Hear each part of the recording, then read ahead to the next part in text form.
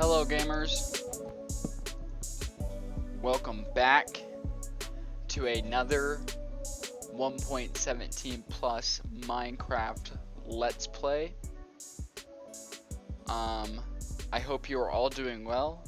I'm doing good, however, I have dealt with a few issues with this episode in particular, and it is going to affect things just a little bit. So I'm in this little wool room that I have constructed. It's basically my anti-spoiler room. I have since made progress on the Let's Play world, and I had recorded footage of past stuff, the old world, you could say, the past version of the world. And that footage is corrupted now, and it is gone. So I needed to redo my intro and my outro, so I needed to do this a little bit differently. So I made an anti-spoiler room. It's not even really near my encampment, our encampment of stuff. It's just, it's a couple hundred blocks away in one of the plains.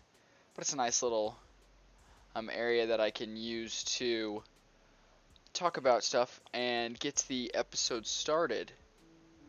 So yeah, the goal of today's episode is to enchant stuff and make a source of experience. So we're actually going to go over the armor that I have enchanted. As you can see, we're not clothed right now. And last episode we were sporting iron tools. Well, I can assure you I have not been using iron tools for quite a while now. We have since upgraded to much more superior items. So I'll just put a disclaimer out there right now. This bow I did not enchant per se. It was a combination of bows and an anvil. So that is my most powerful weapon I currently sport, but it wasn't just pulled directly out of an enchantment. So just keep that in mind. And I'm not saying any of the other ones are either, but most of the enchantments on them, besides you know, the really good one, which I'll show you, they were pulled off the enchantment table like that. So we'll start with the helmet. We have the Helm of Darkness, and I just named these random things just to, you know, keep it interesting. So I'm breaking 3, protection 3, and mending. It did not come with mending. I was able to put mending on it, so that's very OP, you could say. And you can see it's also protection 3. I'm not actually going to upgrade it. I'm going to take this helmet off. I'm going to retire it onto an armor stand and craft a new helmet and try to make that helmet a higher protection when I'm ready to do so. I don't want to. I want to spend my diamonds, and I want to have multiple sets of armor. And then the chest plate, we have protection 3 on breaking 3 and mending, the exact same as the helmet. It's actually called the breastplate. And then our diamond pants, we have protection 3 on breaking 3 and mending, so the exact same thing. And then our Iron Man boosters, I have no idea why I named them these. It was like the first thing that popped into my head. We have fire protection 4, which is literally not the best protection that we could be using, but it's alright. We're not going to complain. And then I'm breaking 3 and mending. So yes. And we'll move on to our sword. So the sword scribe has knockback 2, sweeping edge 3, looting 3, and mending. And this is good for grinding, of course. The sweeping edge 3 and the mending and the looting 3 all make it an amazing thing. The knockback 2 is not particularly effective for me. I mean, I'm not going to complain. It's a good thing to have, especially for creepers, but you know, my next sword, I'm not going to be necessarily looking for knockback. Alright, so our multiplier pick, we have on breaking 3, efficiency 4, fortune 3, and mending. This pickaxe has, I mean, I spent a lot of hardware, meaning iron and wood, on iron pickaxes when I was strip mining, but this has really pulled through lately when I've probably strip mined 4 or 5 times with it, and I've raked in the diamonds, the iron, the gold, the redstone, the lapis, everything. Especially the diamonds. I'm crafting them into blocks to keep them, the diamonds, into one stack, because I was over a stack of 64 regular diamonds. So, our Silky Sweet Axe we have Unbreaking 3, Efficiency 4, Silk Touch, and Mending. I'm not a big fan of the Silk Touch on the axe, but I wanted to carry around something that had Silk Touch, and of course you cannot combine Fortune 3 and Silk Touch, so I put it on the axe. And then the shovel, we have Efficiency 4, Unbreaking 3, and Mending. And this shovel has really pulled through for slaughtering some dirt hills, which we won't be looking at today, so yes, that would be an in-between thing between this episode and episode 4, so yes. The Infinibow, right there, obviously, once this is almost broken, I'm going to retire it into, eventually I'll have an armory, but it will be, or a museum or something, but this will be retired, and I'll make another Infinibow or a Mending Bow.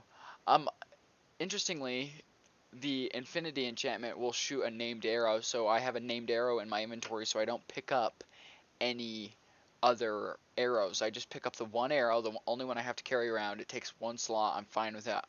I don't like cleaning up the stack. I don't like getting a stack of arrows. I just like carrying one arrow. And there it is. And we got our steak in our water bucket, of course. So we'll just go ahead and grab these tools quickly.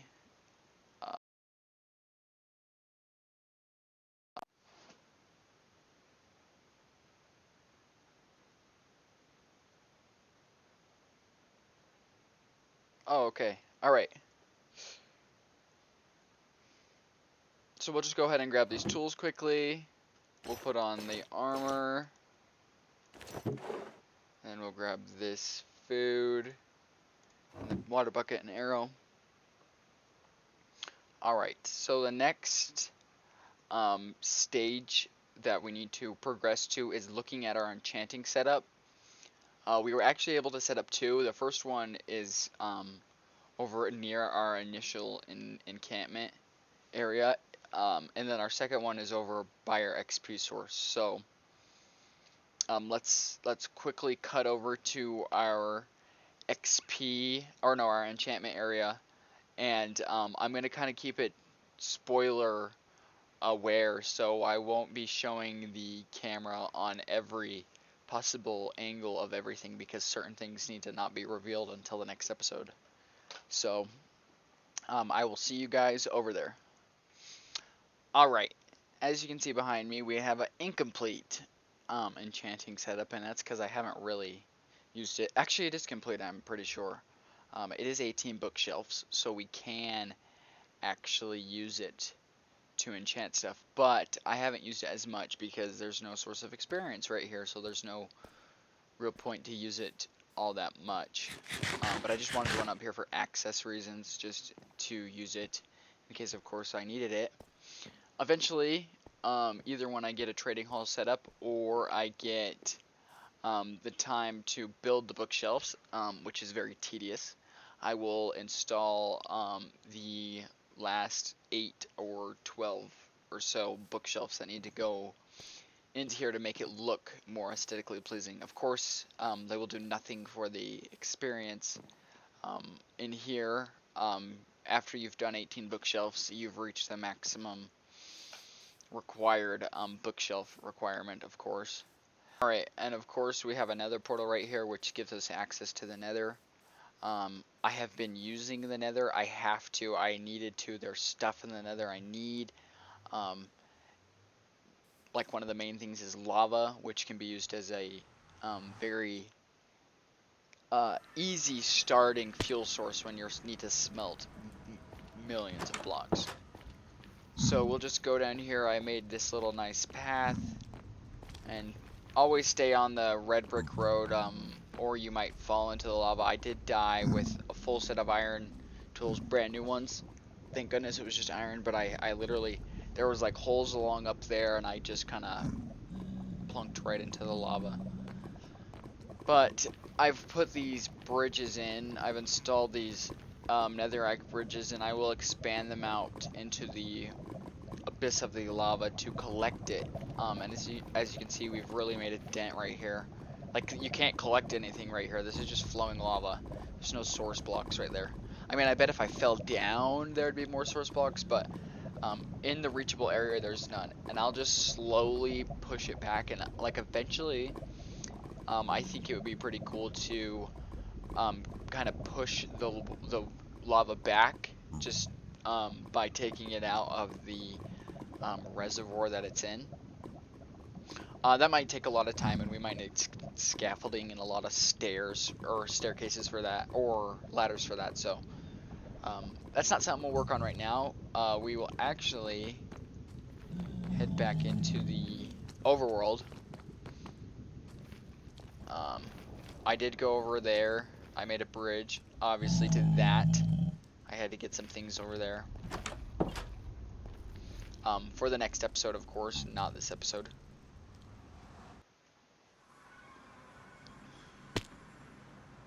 Alright. So we'll just go up here quickly. Look at the crops and see anything I've really done. I've harvested this a couple times with Fortune 3 hoe, Efficiency 4 as well, and Breaking 3. So it's pretty OP. We've made no progress on where our starter house is going to be. As you can see, there's an indent. I will work on it. That is the plan. That is episode 5. Not episode 4, that is episode 5. So we will be making progress on that. And then we're going to quickly just walk this way. I've made some progress on this plains, this unnatural plains I'm creating. I've spent a lot of coal and sticks to light this area up, of course, because it needs to be lit up, because it will all be dark eventually. And I failed that. That's alright. But this is almost a full inventory of dirt placed down. It's a lot easier to fill these gaps in when you have like these rows kind of laid out that you can just stand on and place across or whatever. So that's what I'm doing right now. I'm kind of laying out where I want this area to be at exactly. And I kind of want, this isn't going to be the only flat area I initially have. Whoops. I just knocked out a torch. I want to be able to spread my farms around, all my automatic farms that use redstone and minecarts and things that lag, because if they're all in the same chunk, they will lag like crazy and make that area unplayable and much less recordable. So I'm going to really spread my stuff out and kind of see if I can't necessarily segregate them into different chunks and whatnot. So this will get filled up. We'll probably put our kelp farm over here, and that episode is coming up, don't worry. So we will get that kelp situation sorted out, and I really need to get some kelp AFK'd, because it's literally the best fuel source besides lava that you could say it is the best fuel source, but it's not like the highest rating fuel source. It's just good to it's just really good to burn things with, and it's easy to smelt down in a smoker, and it's really easy to harvest quickly, whereas lava is just a lot more tedious to collect and use, because you got to go into the nether. You have to have buckets for it. The buckets leave, like with a kelp, when it burns, it disappears forever. The buckets leave behind. The lava leaves behind a bucket, of course. So there's just pros and cons, and I just think that the kelp is going to really be the ultimate fuel source, and I'm going to need it for a furnace array and an XP bank, of course, and many other projects that I could not think of right now. And it's a good looking building block if you use it in the correct context. Alright, so the next part of the episode is a lot harder to show because the initial footage of the build and the digging and the project being done is already like done. I have the footage, but like me discovering the place and showing it off for the first time, that's all over with. And it's lost forever with the corrupted footage. However, I do have the footage of it being built and put together. So we're going to go over to our XP source, and then we're going to talk about what it is. We're going to go over what it is, what it does, everything in the build itself, and yeah, and then we will end the episode from there, or potentially go over some other stuff. But I think that'll probably wrap it up for the episode. So let's just quickly cut over to that footage of the build being done, and then we will discuss it quickly. So I will see you over there.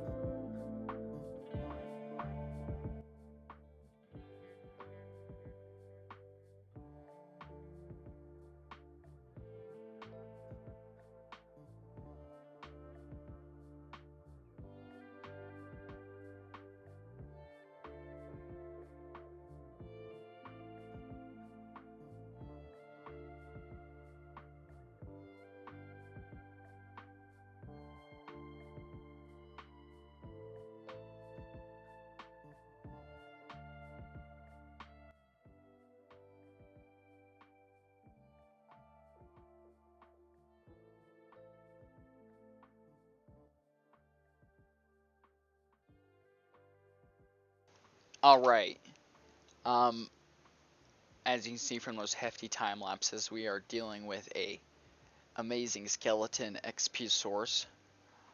So let's quickly go look at what we accomplished. So we'll just go down this tunnel, and that's a trip. It's so slow when you zoom in, but it's so quick when you're not zoomed in.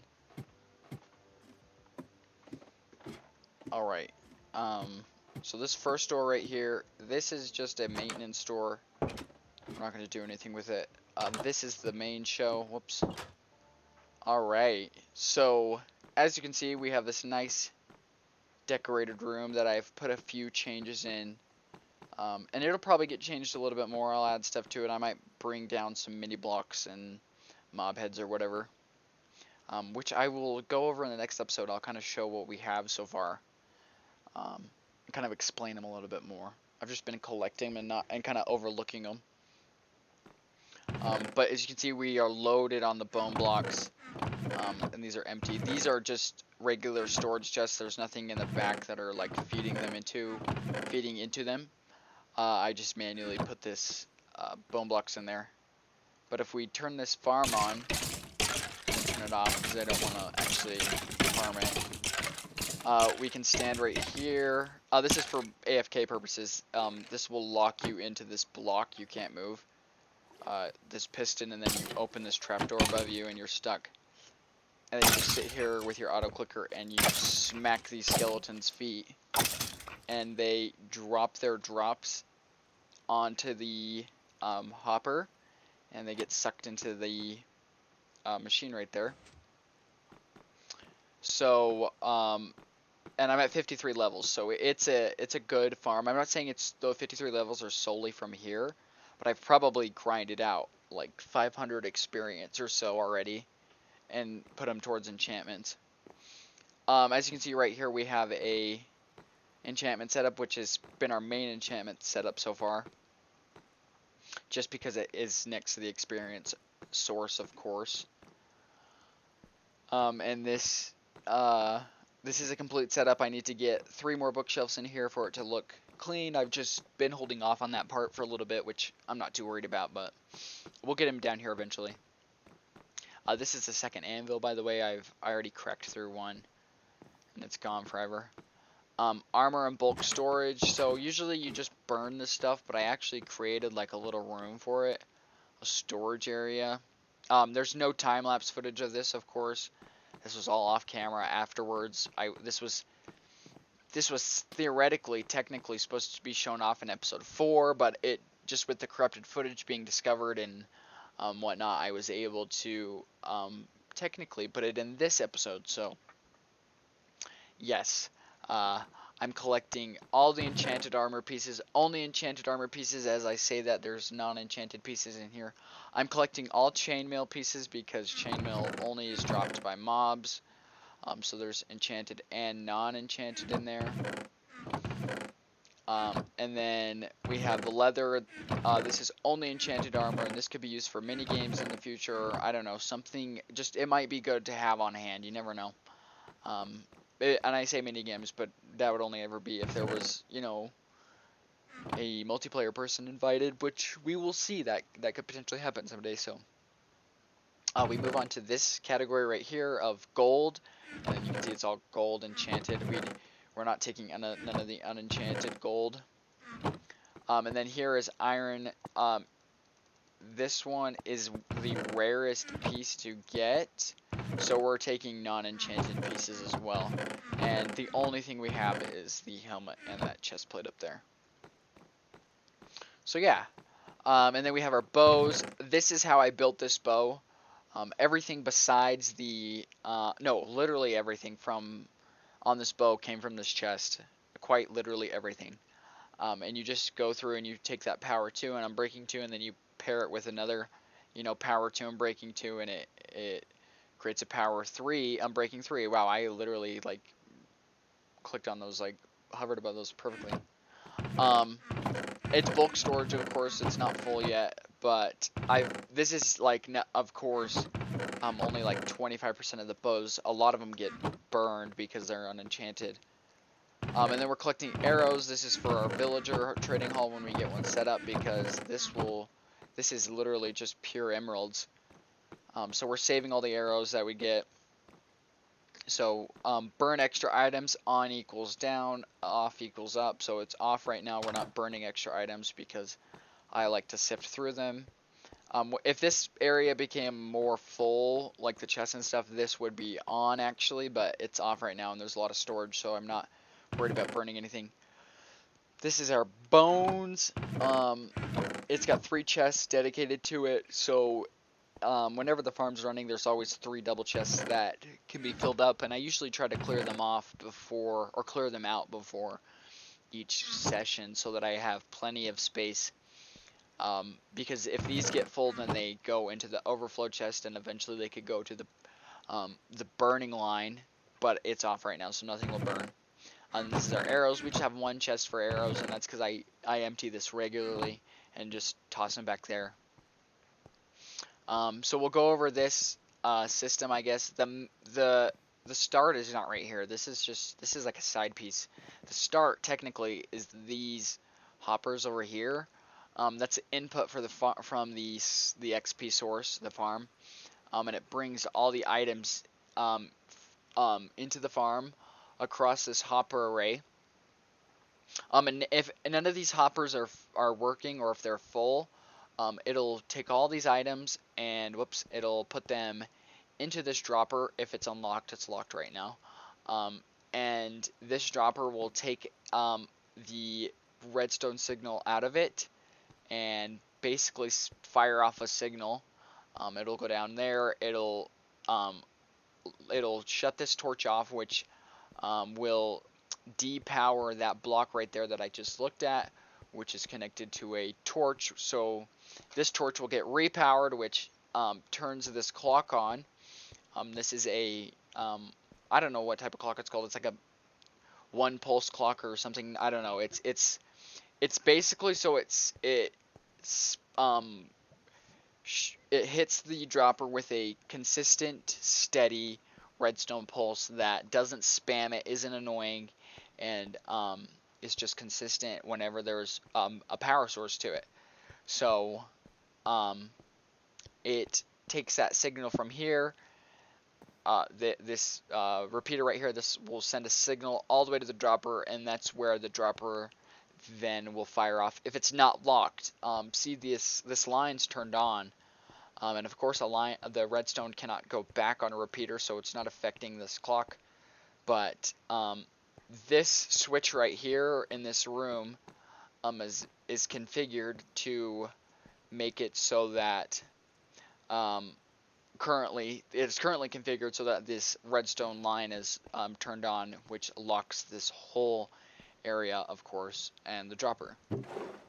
This is a dumping barrel, just in case I need to burn something. I turn the system on and just dump loads of unenchanted bows or whatever in there. This is the item sorter, of course. 41 bones, the slot fillers, 41 arrows, the slot fillers.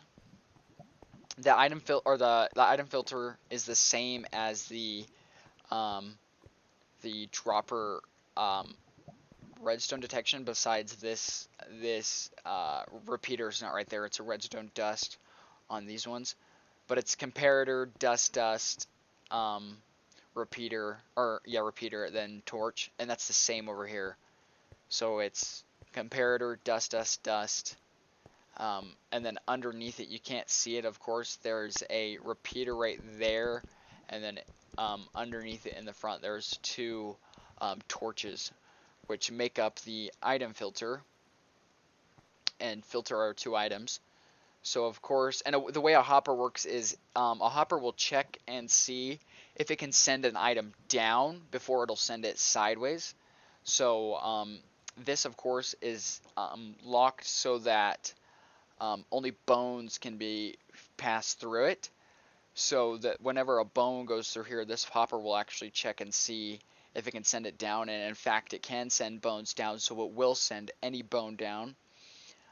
That's only if there is an open slot right here. If this gets backed up because those chests right there are backed up, then the bones will continue on their merry way past, of course, the arrows, which of course only accept arrows, and into the overflow chest, which is just regular hoppers directed into regular chests. And this is our stuff that needs to be burned, so we can actually quickly look at it. And I only see one piece of enchanted armor, which is that leggings right there. So we will actually just go over to our switch so we can turn this system off. I mean, I could break the redstone line, but it's alright. So that this line's depowered now, which allows a redstone pulse to travel through it. So we'll just quickly, we're going to put it in this barrel and then we'll turn around so we can basically watch the clock work. So we'll just fill this whole thing up. Don't want to burn anything important because there's literally like no stopping it. It goes and it goes. Alright, as you can see, this clock is working. It's got the redstone source right there from that torch, and then it just fires off that dropper. And of course it's a dropper, not a dispenser, because a dispenser will shoot arrows, and if we're burning arrows, we want them dropped, not dispensed. Alright, so it's quick. It literally, it's a 1-for-1, so, or it might be 1-for-1 like 99% of the time, and then you get an extra one at the start or the end. So basically what I'm saying is, any item that's detected in here, it'll send off one, this whole setup right here will detect one single item and basically set off one single pulse for that item, so that there's no extra pulses, there's no missed pulses. It's literally 1-for-1, so one pulse, one burned item. I think that's it for back here. Of course, we have that sneaky little barrel. I like the bottom of the texture of the barrel. It's like a nice variation of the spruce. This is just used for our inventory slot filler and then our enchanting stuff and whatever we don't want to AFK with if we're AFKing here. So yeah, that's our item sorting area, and this is our bulk storage area, and we're just gonna vacate it out and kind of, I believe, end the episode. I don't think we really have much to go over. We can go look at the maintenance area quickly of the farm. So this torch is the on and off switch. On the underside of this block is the lever that you can see in that room. So whenever you turn that lever on, it depowers this torch, which will depower this redstone line, which turns off these lamps. And of course, when you do that, you activate the skeleton farm. So this is our skeleton farm. The inside of it, I don't know why, I just like to clean it up and make it all smooth stone. I know we never look in here really, but you know, it's a nice looking farm. Not to, you know, like, so there's nothing wrong with it really. So we have the 5 lamps. This one's not really necessary, but I put it in anyway, you know, why not? So when these redstone lines are depowered, of course, all the lamps turn off and the skeletons are able to spawn. And we had those magma blocks down there, if you didn't notice, because we didn't really incorporate a fall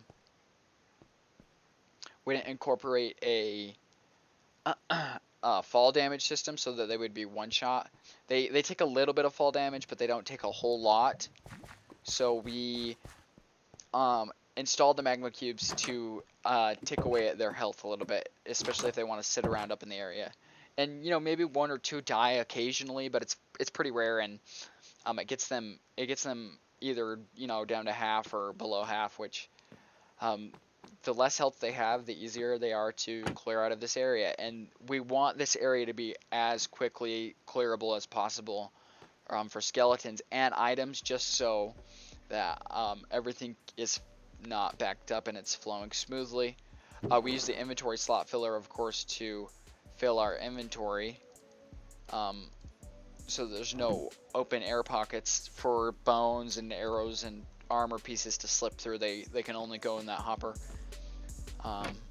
And using this half slab area right here helps reduce items falling out. Occasionally something falls out, but it's not really anything I'm too worried about. So anyway, gamers, I think that's gonna probably do it for today. I appreciate you tuning into episode 3 of the Minecraft Let's Play. This has been our enchanting episode. It was an interesting episode, and I do think the episode 4 will go differently. There's like progress already done for episode 4 right now that I can't show you, so we're just gonna pretend like, of course, we're still on episode 3. So anyway, I appreciate you guys for tuning in, and I appreciate your continued support, and I will see you guys in the next video. Thank you for watching. Bye bye.